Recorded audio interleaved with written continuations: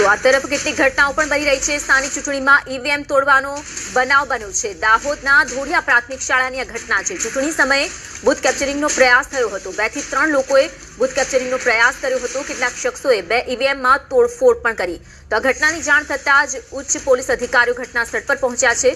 પોલીસે પરિસ્થિતિને કાબૂમાં લીધી છે। હાલ જે મતદાન છે તે અટકાવી દેવામાં આવ્યું છે। માહિતી સાથે જોડાઈ રહ્યા છે સંવાદદાતા સાબિર ભાભોર। સાબિર, જે પ્રકારે બૂથ કેપ્ચરિંગનો પ્રયાસ કરવામાં આવ્યો હતો અને જે ઘટના બની છે તેના કારણે પોલીસ પણ ત્યાં પહોંચી હતી, ઉચ્ચ અધિકારીઓ પહોંચ્યા હતા, કેવી પરિસ્થિતિ ત્યાં સર્જાઈ હતી અને આ હાલની સ્થિતિ કેવી છે?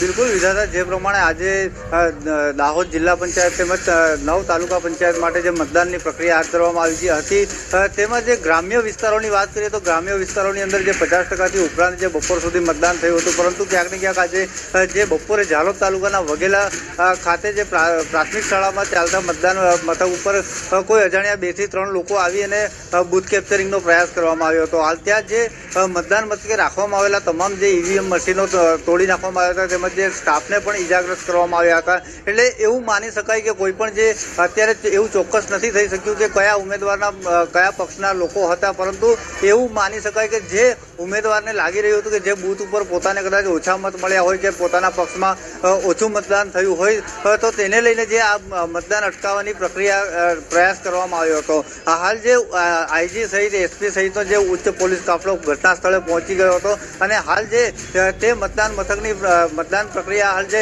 બંધ રાખવામાં આવી છે।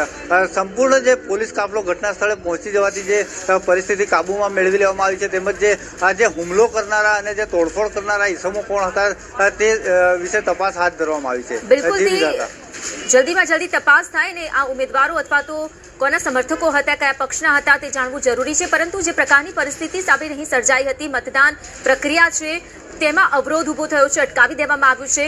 મતદાતાઓ ત્યાં કદાચ લાઇનમાં પણ ઊભા હશે, ત્યારે હવે પછીની વ્યવસ્થા કેવી રહેશે?